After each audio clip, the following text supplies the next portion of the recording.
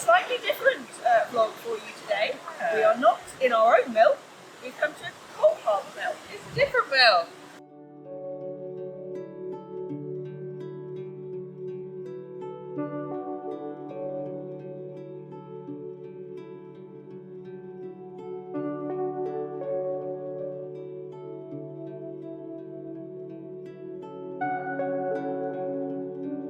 We thought we'd come and have a look at this old historical mill.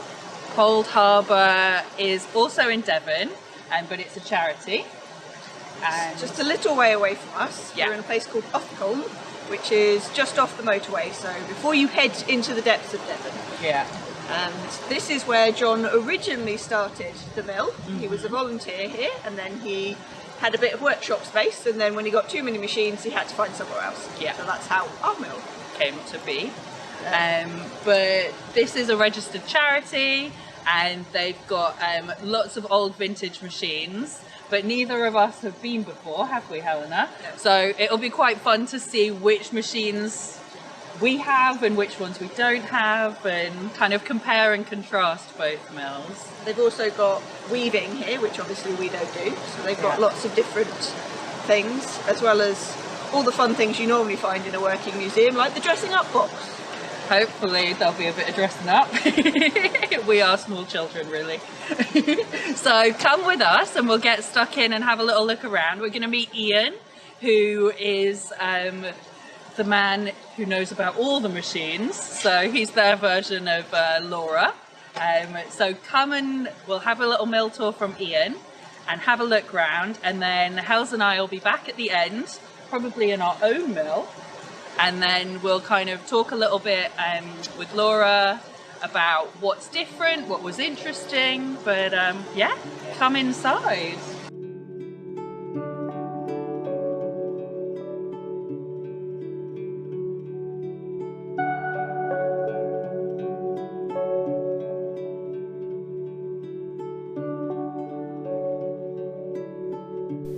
So we started the tour with Ian showing us some English long wool combs and a noble comb, which are some of the only examples of these left in the country. They're very different to the comb that we used to have in the mill, called Clint, who was a rectilinear comb, who did the whole process in one go. These English long wool combs use a series of separate machines with finer and finer teeth as you go through the process to slowly comb through.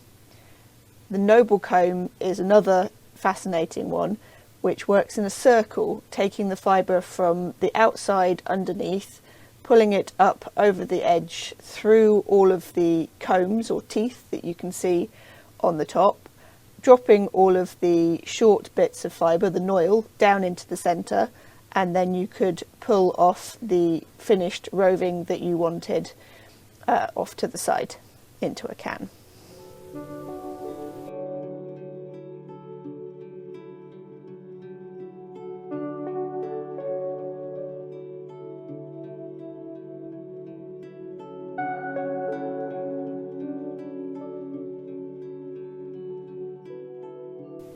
Next up, we saw the Gill box that they have at Coldharbour, which is a Prince, Smith and Stells auto-levelling gill box. It's not that dissimilar to the gill boxes that we use in our mill. It's just quite a lot older, and it takes the fibre in from a rolled up cheese of fibre instead of a bump like ours does. But it does the exact same job after that of pulling all the different ones through and levelling them out and blending them.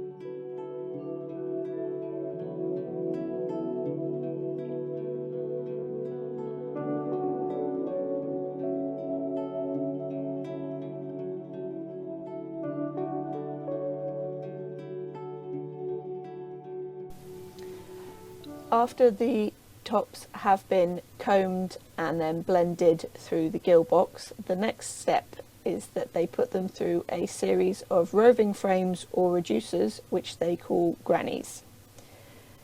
This is a series of machines that look just like our James Henry, which are flyer driven and they take the roving and one by one thin it down another level. So they use several machines to do this. In our mill we just use 2.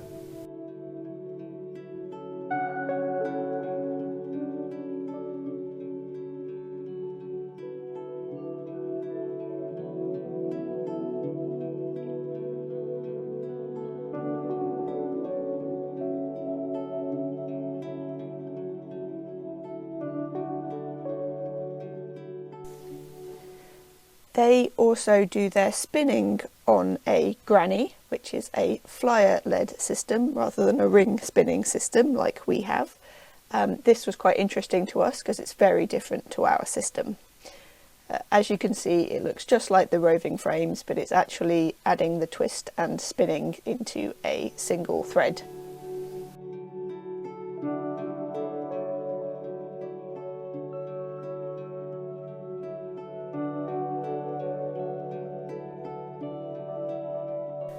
After the singles have been spun, they put them onto yet another granny, this time to do the plying or folding.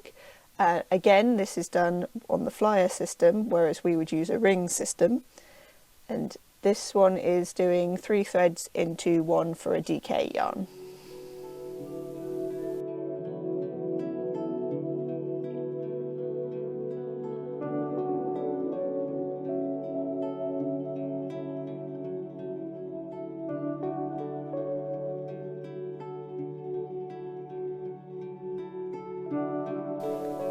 After the yarn has been plied, you can either put it onto a cone ready to use for weaving, or you can wind it off into skeins. They have a skein winder that's old and looks a bit like ours, but they only had 2 heads running on it when we saw it.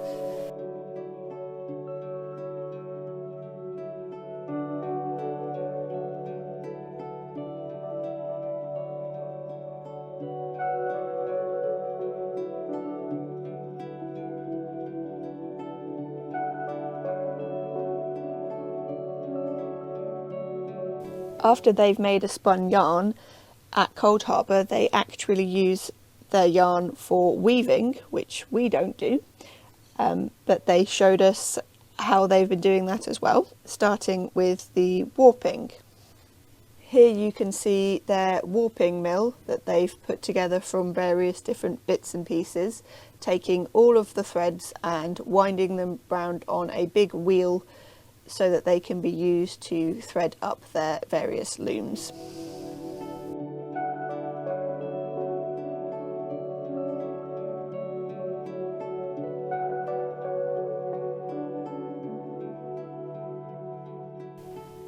Here is Meg demonstrating one of their looms. This one is currently working on a tartan for them. They also showed us this fun little machine which winds the perns, or the little tiny bobbins that go in the shuttle for the loom. This one has an auto changer, which looked quite fun but wasn't quite working. We also got to have a look at their punch card machine, which is how they make their weaving patterns ready to be made onto the loom.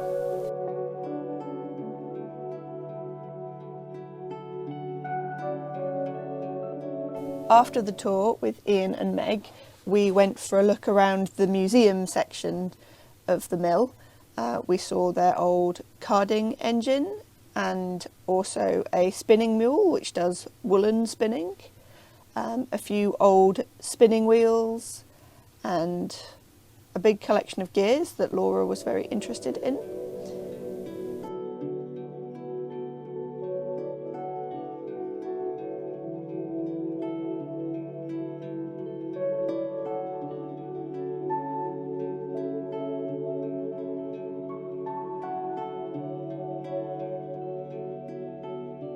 After we'd had a look at all of the old bits of machinery that were in the museum, we also had a little bit of fun.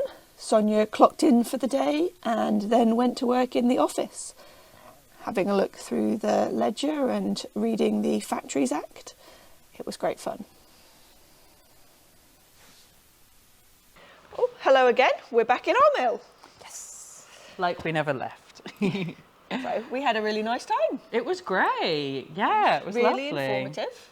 Definitely. And thank you to Ian and Megan, Yeah, who for gave showing us us lots round. of information and showed us all their exciting machines and demoed lots of them for us. Definitely. And it was just, I think one of my favourite things was like, because obviously we've got all vintage machines here and some of them are basically identical to what they have. Some of them are different. But the fact that the building itself was like a proper old bespoke Water mill. everywhere. Yeah, yeah. And the floor was like old, really old wooden planks that you can just tell has got like, you know, centuries of wear.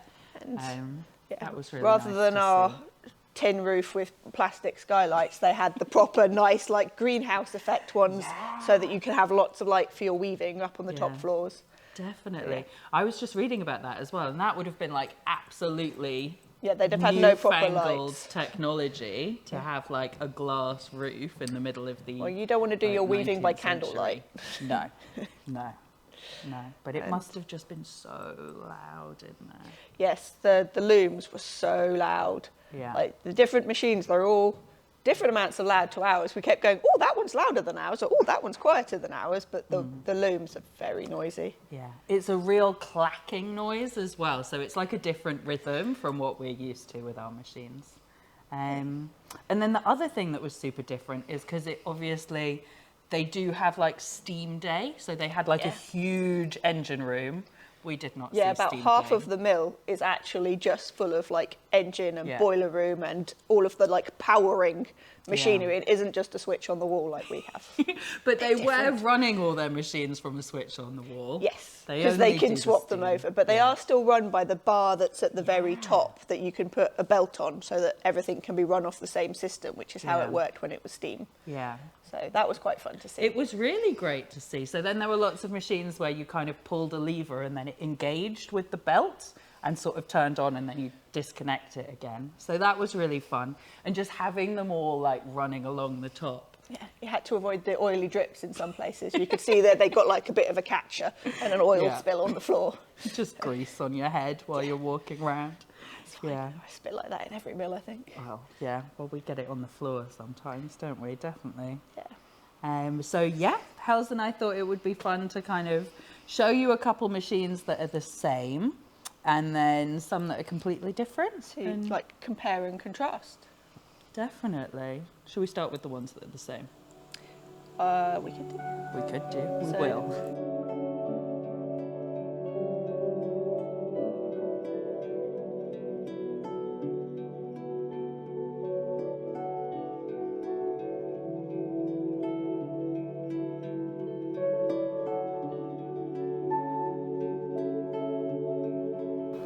Hello, I'm Laura.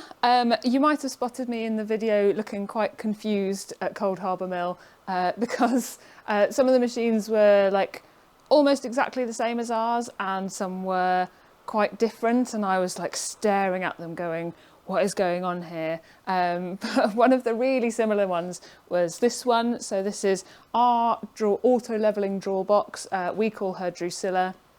And at Coldharbour they had one almost exactly the same, but with all the heads working. We've just got two working, sadly.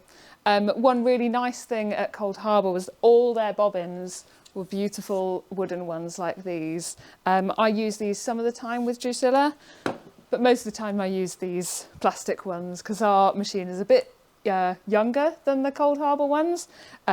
So we have a bit of the sort of 1960s, 70s vibe of plastic things on our bobbins. Unfortunately, our machine is empty today because I've been at Coldharbour Mill and not here at our mill making stuff. But hopefully you can see some of the similarities of like these big rollers at the front and these big flyer arms at the front of the machine that wind onto the bobbins.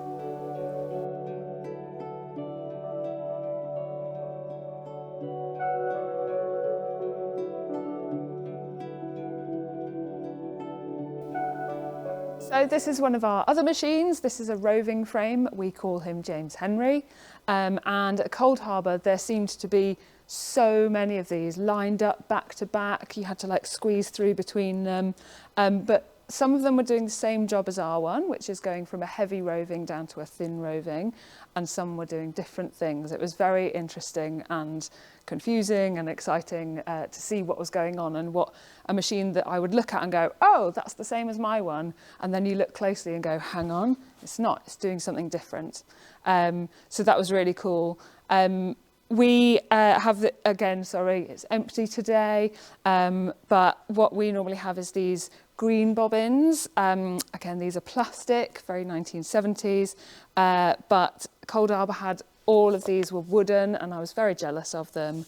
And they had wooden ones a bit like this, and then they had wooden ones of all sorts of sizes. As their rovings got smaller and smaller, they had different bobbins, all different sizes, and it was lovely. I would have loved to like line them all up like a family of Russian dolls. They're really beautiful, and really helped, you know, it's that lovely vintage vibe that we really like.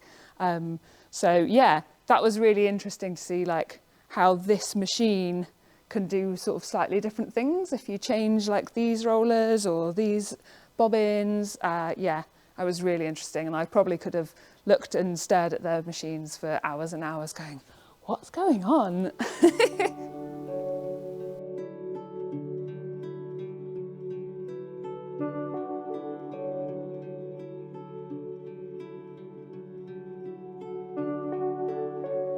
So this is our spinning machine, our smaller one. This is a ring spinner. We call him Butler after his old owner. And he's working from those green bobbins that come off the roving frame. So we have these rovings coming down and being drafted into a single ply and onto a tube. And this is something that's actually quite different to what we saw at Coldharbour. So their spinning frame actually looked quite a lot like their roving frame. And I think all of us were like, what? That's the spinning one? Because ours looks so different. It's being fed from a different thickness of roving. The draft system is working differently, and it's going onto a different package. So that's what the tube is called. But this is how we do it, and we can we've got this double-sided machine running every day, all day. So we can spin more than they can, just because we've got more machine to work with.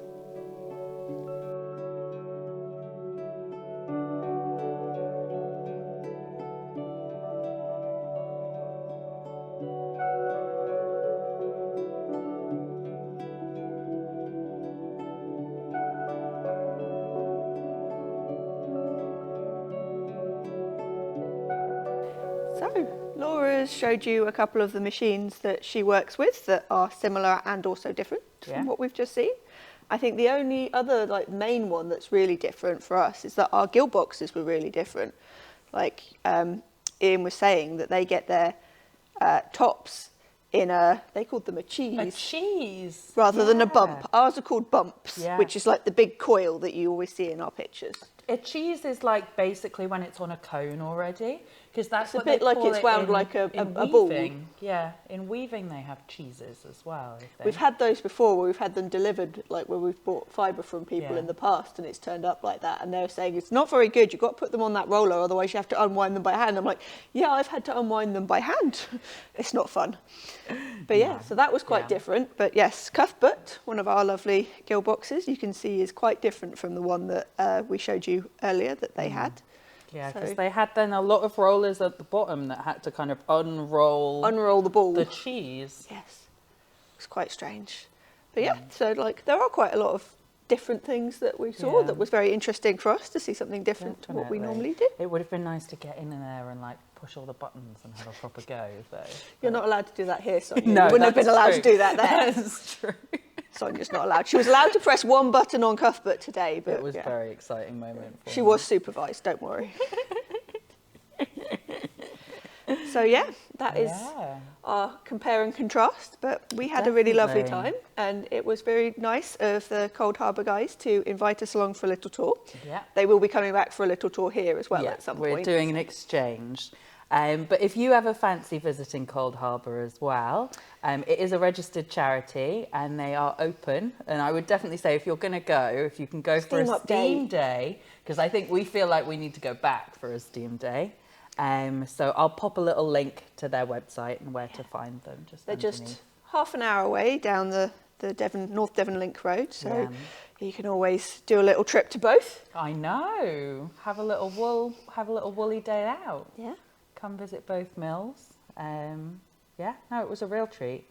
And a lot of us, there's lots of folk who work here who'd never been to another mill before or seen any other mill machinery. So I think everyone really enjoyed it. So. Or even those who'd been there before. Yeah. Stacey had been there before. Yeah, definitely. When John was there back in the ye olden times. But yeah. Perfect. Well, thanks for watching. Yeah, thanks for coming on with us on our field trip. Yeah, definitely. We had a nice time. People bought things in the gift shop. Yeah. Rebecca got a yo-yo that was made out of the tops of the 2 tiniest types of bobbins they had. That was quite cute. Mini bobbin yo-yo. I got an ice cream. I was very pleased. It's Oh, yeah. not a day Proper out school trip. until there's an ice Someone cream. had an ice cream, someone bought a yo-yo. I know, ice cream before lunch as well. That was pushing it. That's dicey. But why not? If it's a holiday. Perfect. Thanks for watching, and we hope you have a lovely rest of your day. Bye.